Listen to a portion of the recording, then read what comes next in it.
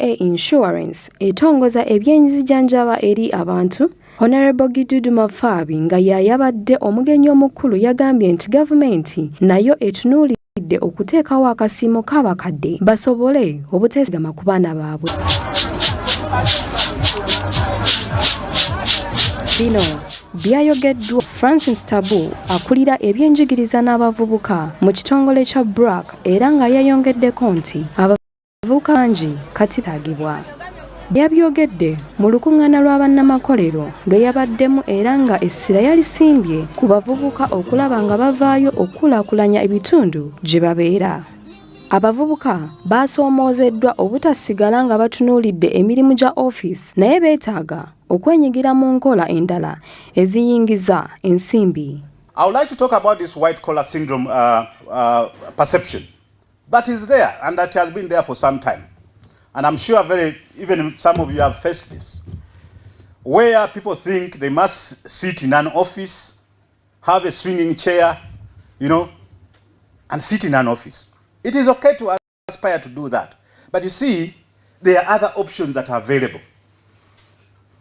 The modern thing is, how are you able to earn a livelihood?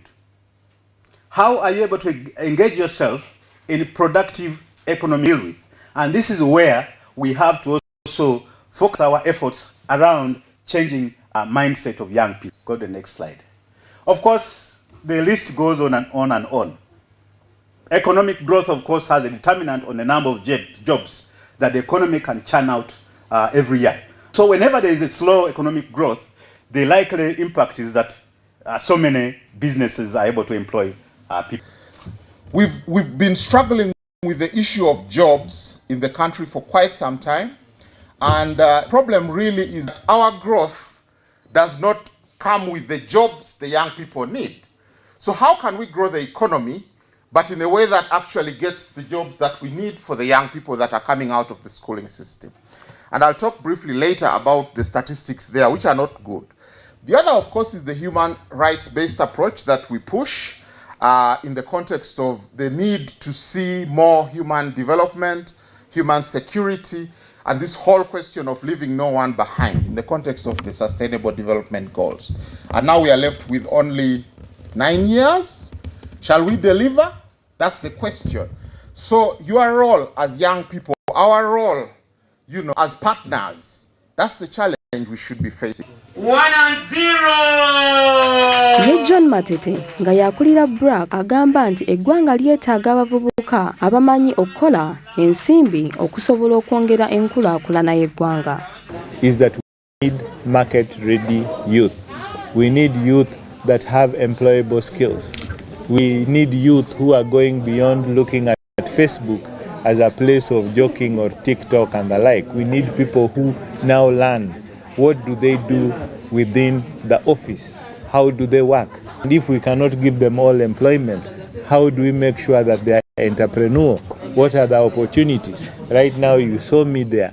I was just buying soap and honey, not because I don't have it in the house, but just because I want to give opportunity now, because somebody says, let me get some opportunity now. And we also have the fact that as Africans, we were focused on apprenticeship, which we have lost. Yet apprenticeship was a way of skilling our people. You sit with your sons and you make sure they are apprenticeships. If you are an ironmonger, they would come out as experts. If you are a medicine man, you would come out as a medicine man. So this is an opportunity for the youth in Uganda to get the skills that make them marketable, to make sure that they are disciplined in terms of how they do their economic advancements. Because if they are entrepreneurs, like now here, there's a group that have 5 hospitals, 5 clinics. The lack of information. I think the people that have the opportunities are not choosing the right avenues where the young people are located to communicate these opportunities. Because today when you look at the statistics, on average about 2.4 million Ugandans that live within Kampala are active on Facebook every month. So if 2.4 million people are active, and we know the biggest percentage of people that are living in Uganda today, the stat has already been given, over 78% are youth. That means there is a big percentage of these people that are active on a monthly basis them being youth. So if these youth are on Facebook, Instagram and Twitter, so if you are communicating an opportunity as UNDP, as BRAC, I think one of the channels that we must be looking at if we want to really target the young people is using these different and digital social media channels that these people are on. So going back to the factor of cost that comes to advertising for you as an alumni is, yes, mainstream media is still expensive because mainstream media focuses on the one shoe size fits all. The moment you go to a radio station, there is a grandmother listening to it, there is a grandfather, there is a father, there is a son, and there is a daughter. So the way these guys charge you, it's a blanket charge. They don't really care about your target market. You're gonna go on there and they're gonna tell you, you know what, if you don't have 4 or 5 million to advertise, sorry, we can't run your advertising. So that becomes a hindrance. Kinajjukirwa nti mu mwaka gwa 2014 gavumenti yateekawo enkola eya Youth Livelihood Program okusobola okuyamba abavubuka okwekulaakulanya. Okusinziira ku kiwandiiko ekyafulumizibwa ekitongole kya United Nations Development Program mu mwaka gwa 2020 kyalaga nti abavubuka abakozesebwa bali obutundutundu 84 ku 100 nga bali wakati w'emyaka 10 n'emyaka 3. Ekitongole kino kyongerako nti oluvannyuma lw'ekirwadde ekya COVID-19 emirimu mingi gikoseddwa nga kwogasse n'abaja. Kale ensonga bassebo ne banyabo ez'okulaba nga ate tuyamba abavubuka mu ggwanga erya Uganda ndowooza ziraba zikyagendera ddala maaso. Ebyafaayo byongera tulagira ddala nti Uganda ly'eggwanga erisinga omuwendo gw'abavubuka okuba omungi. Of course zitugendera ddala ku bitundu nga 7 population ya Uganda ejjuddemu ababaka abantu abasinga nga bavubuka. So kaweefube okulaba nga abavubuka mu ggwanga erya Uganda bayambibwa akyagendera ddala maaso era buvunaanyizibwa bwange buvunaanyizibwa bwaffe ffenna okusobola okulaba nga tuyamba omuvubuka asobole okulaba nga ate akyusa obulamu bwe. Bwe tuva ku nsonga z'abavubuka katino katuyingire ensonga eza GA insurance ate nabo bavuddeyo ne bagamba nti ensonga z'okuwa insurance ku ludda olw'ebyobulamu bazeekennenyera nnyo ddala. Lwaki bakola kino? Bayagala okukakasa nti abantu abatuufu be baganyuddwa mu nsonga zino. Of course tumanyi nti insurance abotunula ebyafaayo bya Uganda biri ebitongole bikunukiriza nga 12 ebivaayo ne bigamba nti byagala kuyamba okukyusa obulamu bw'Abannayuganda. Katusooke tulabe emboozi eno eya GA insurance n'engeri gyeri mu kwekennenya ensonga ez'ebya insurance ku ludda olw'ebyobulamu. Kigambibwa nti ekitongole kino kyatandikibwa mu Novemba w'omwaka gwa 2019 era nga kizze kikulaakulana. Mu mwaka gwa 2020 kyali kikoze akakadde kamu n'akatundutundu kamu aka $, ate nga mu 2021 omwezi gwa August kyakola obukadde 3.2 miliyoni $. Kinajjukirwa nti mu September w'omwaka gwa 2020. Of course, I listened carefully to your general manager is saying they are paying for the paying. For us, we want the senior citizens themselves to pay. In our policy, in our manifesto as NRM, we are working on transformation of all Ugandans. For the senior citizens, the Bible says there's time for everything. They are finished working for the people. Under the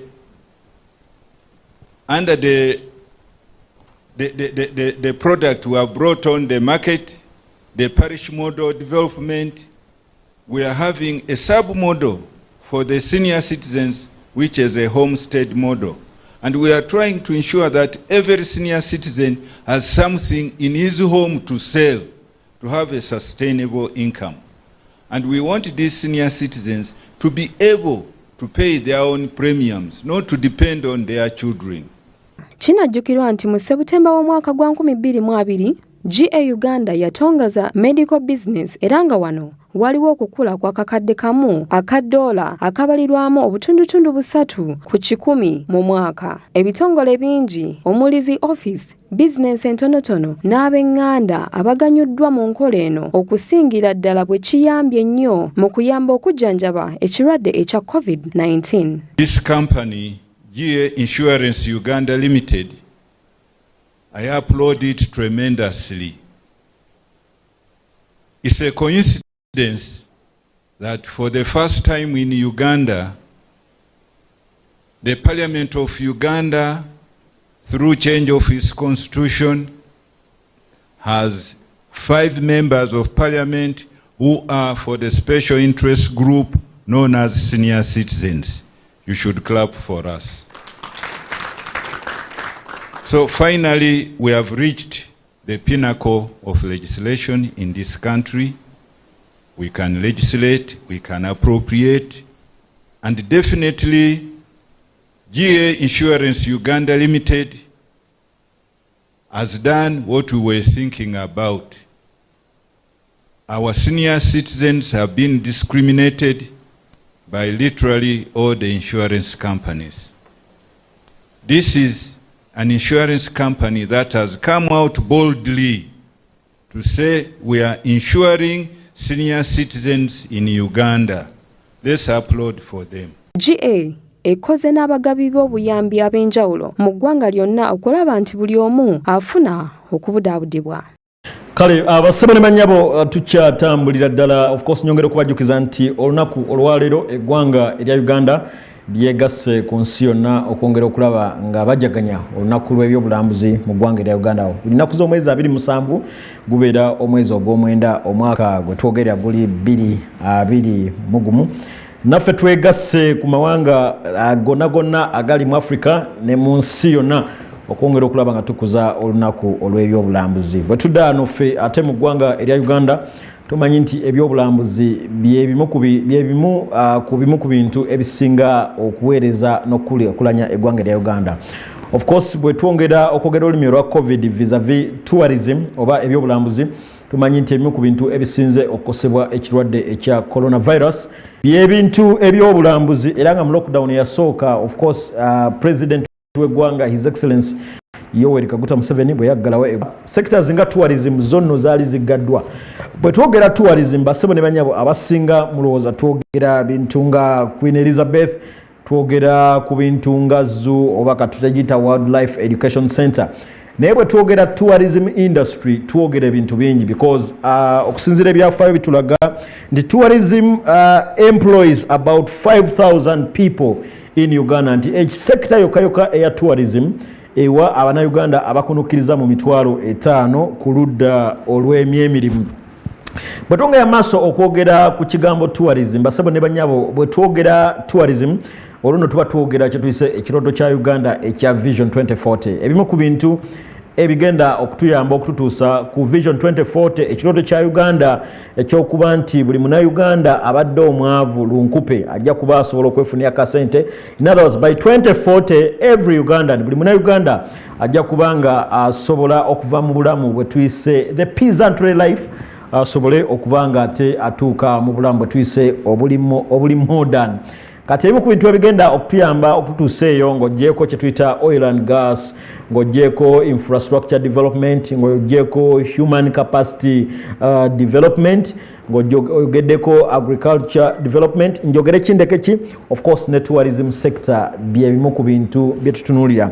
Of course njagala okubajjukiza nti the tourism sector employs approximately 5,000 people in Uganda, abantu abakunukkiriza mu mitwalo 5. Abo nno be beenogera ku mirimu nga bayita mu tourism sector. Contribution ya tourism to the GDP of Uganda, of course ekulaga nti mu mwaka gwa 2020 of course ya contributing ebitundu 7 ku buli 100. Bwe tuyingira omwaka gwa 2019 ate ogenda okwesanga nti contribution yali ku 7.9, and then bwe twayingira omwaka gwa 2018 of course contribution ya tourism to the GDP of not any other country naye eggwanga erya Uganda yali ku 7.7, and then 2017 kyekimu ku byobulambuzi ebisinga okumanyika si mu ggwanga eddala wabula mu ggwanga erya Uganda. Ekibuuzo kye tuyinza okwebuuza nga Uganda yeegatta ku nsi endala okuza kye tuyise the World Tourism Day